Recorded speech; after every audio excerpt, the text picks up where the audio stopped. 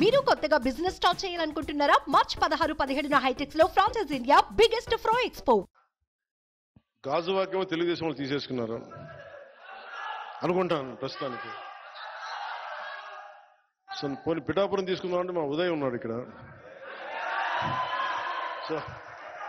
So ఉదయ్ని ఏం అడగాలి తెలియట్లే. So ఉదయ్ని అడిగి పిఠాపురం ఖాయం చేసుకోమని చెప్తాను.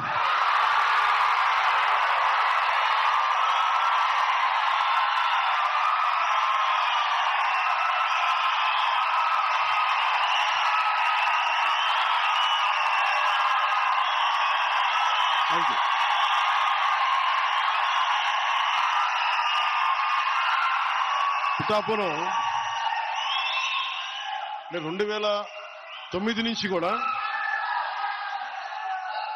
2009 నుంచి కూడా 2009 నుంచి కూడా అందరూ 2014లో పార్టీ పట్టగానే ఫస్ట్ నాకు పిఠాపురం నుంచి అడిగారు పోటీ చేయమని. మళ్ళీ తెలంగాణలో అడిగారు పోటీ చేయమని. మళ్ళీ పిఠాపురం నుంచి వచ్చింది, 2 చోట్ల నుంచి వచ్చింది ముందుగా. కానీ పిఠాపురం నేను ఎందుకు పోటీ చేయట్లేదు లాస్ట్ టైం అంటే, నేను రాష్ట్రం కోసం ఆలోచించేవాడిని. నేను నిజంగా చెప్పండి, నా ఎన్నికల గురించి నేను ఎప్పుడు ఆలోచించలా. నేను మ్యాక్సిమం అనుకున్న అనంతపురం అర్బన్కి నిలబడదాం, వల్ల అనంతపురం జిల్లాలో నిలబడదాం.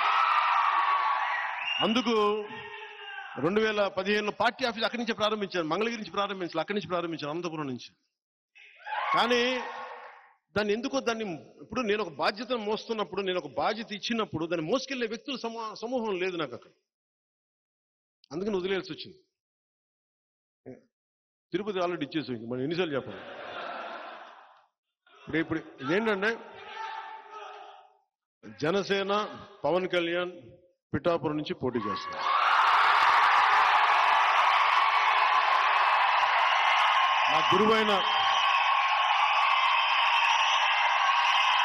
నా గురువు దత్తాత్రేయుల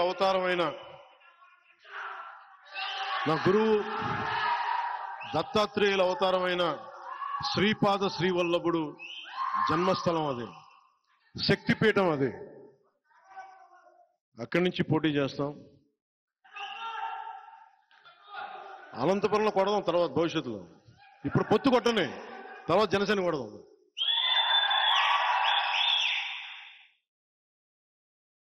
ఎంపీగా పోటీ చేయాలా లేదా అనేది కొద్ది రోజుల్లో అంటే నాకేం అదే ఇవన్నీ ఎస్లు ఉన్నాయి, నోలు ఉన్నాయి. అది ఎట్లాగనేది నాకైతే మనసులో ఎమ్మెల్యే ఉంది.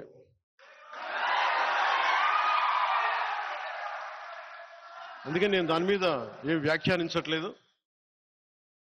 పెద్దలతో మాట్లాడి నా నిర్ణయం చెప్తాను వాళ్ళకి.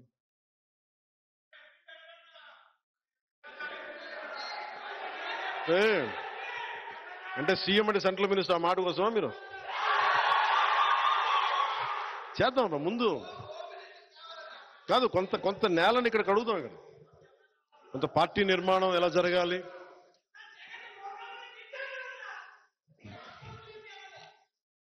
ఎక్కడికి అంటే ఇవన్నీ కూర్చోబెట్టుకొని ఇవన్నీ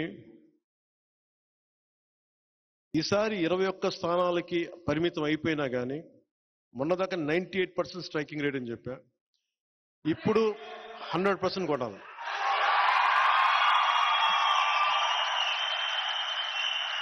పొత్తులో ఉన్న మద్దతుదారులకి, తెలుగుదేశం మద్దతుదారులకి, భారతీయ జనతా పార్టీ మద్దతుదారులకి ఈ సభావేదికని పురస్కరించుకుని, అలాగే మన మద్దతుదారులందరికీ ప్రజాస్వామ్యాన్ని నిలబడాలని కాంక్షించే ప్రతి ఒక్కరికి కూడా నా విన్నపం, ఈ ఎన్నికల్లో 21 సీట్లు మాకు సంపూర్ణమైన మెజారిటీ ఇవ్వండి. మాకు సంపూర్ణమైన మెజారిటీ ఇవ్వండి. ఎందుకంటే నేననేవాడిని పార్టీ పెట్టి నడిపితే ఇక్కడ దాకా పట్టుకొచ్చాం.